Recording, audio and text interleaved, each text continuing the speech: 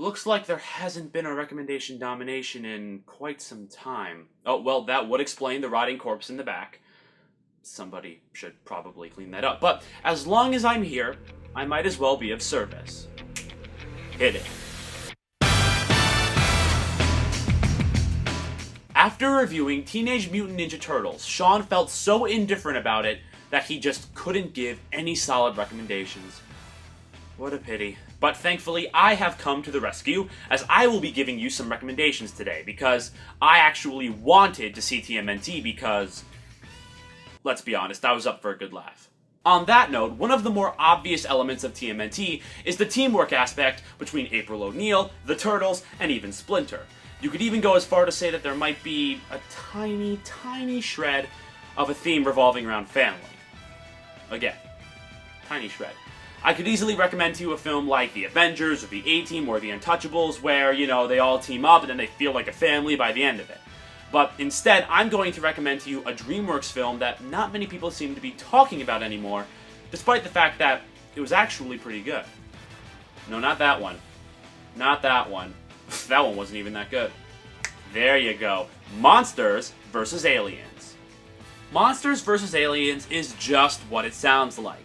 5 monsters are brought together by the military in order to defeat an alien menace. It's a very simple plot, but to make up for it, the film keeps itself very fast-paced, both in humor and action. The humor is your typical mix of stupidity versus sarcasm, and the action is your typical fast-paced fun. Really, the main draw is the characters, who are all well-rounded emotionally and comedically.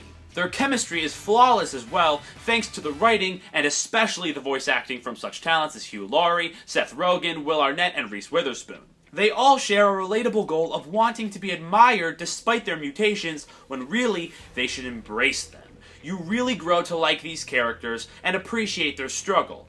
Again, it's nothing groundbreaking, but as I like to say, a well-told story told a million times is still a well-told story. For my next recommendation, if you are to truly understand why I chose this film, we have to look at TMNT through the eyes of the film industry. TMNT has several different profitable elements. For one, it is a classic nostalgic franchise being reimagined, more so in a darker, grittier way. It also has a big Hollywood name leading the cast, so that way audiences can have a name to connect with. It also has a director that nobody really knows about / cares about.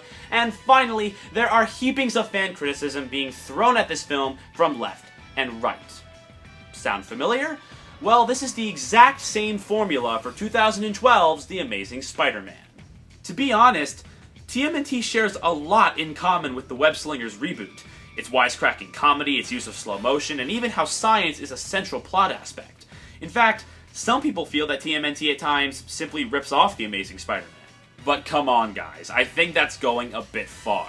I mean, it's not like both movies center around a character whose father was a scientist who was involved in controversial experiments in mutation, whose death would lead to their partner continuing the experiments to only end up using them for evil, and it's not like both villains have evil plans involving toxins being spread across the city which would lead to an action scene involving a tall tower knocking over. But hey, who's keeping track? What we have to remember is that The Amazing Spider-Man does everything better in nearly every regard. Andrew Garfield is a far better lovable goofball than Michelangelo. I take Emma Stone over Megan Fox any day of the week as far as acting is concerned, and the film's thematic foundation is not only existent, but actually very well handled. There's a reason that the line, "with great power comes great responsibility," is referenced so often. It's an important part of life, and The Amazing Spider-Man presents it in an honest way, and takes you along for a fun, exciting ride to boot. For my future recommendation this week, we're entering the world of underground hardcore journalism with Jake Gyllenhaal in Nightcrawler. And no, this is not some X-Men spin-off film. You'd be surprised how many people make that assumption. Nightcrawler comes from Dan Gilroy in his directorial debut. He was a writer for films such as Real Steel and The Bourne Legacy, so first impressions may vary, but for me personally, it took only the first trailer alone to completely sell me on this film. The main thing that makes me really excited is Jake Gyllenhaal as the lead. After seeing his work in films such as Source Code and Prisoners, I definitely know he's talented, but he looks to be taking on a whole different role here, kind of akin to Jordan Belfort from Wolf of Wall Street. The film also looks really psychological with how it tells this guy's story. In fact, It almost makes him look like an unreliable protagonist. But what I'm even more intrigued about is that motto he seems to live by. My motto is, if you want to win the lottery, you have to make the money to buy a ticket. You have to make the money to buy a ticket. You have to make the money to buy a ticket. You have to make the money to buy a ticket. You have to make the money to buy a ticket!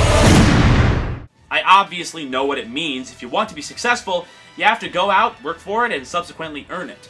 But these trailers are telling me that it might be delving deeper than just that. I have my ideas, and I don't want to speculate too much, but let me just say, I have a feeling we're in for a real treat. Speaking of treats, Nightcrawler just so happens to come out on Halloween of this year. There was a really good pun there. I could have made a great pun about trick-or-treating on Halloween, but no. For the audience, I resisted it.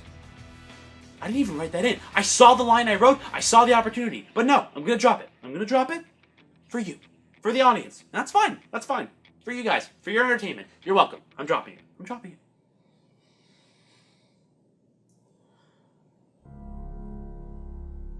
What am I doing with my life?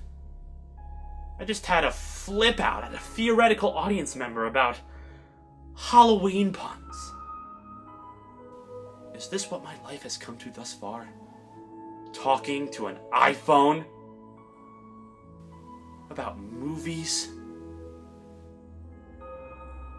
What have I become? Well, thanks for watching, everyone. Remember, always go to rulethirds.com for all things film culture, and of course, for more fun.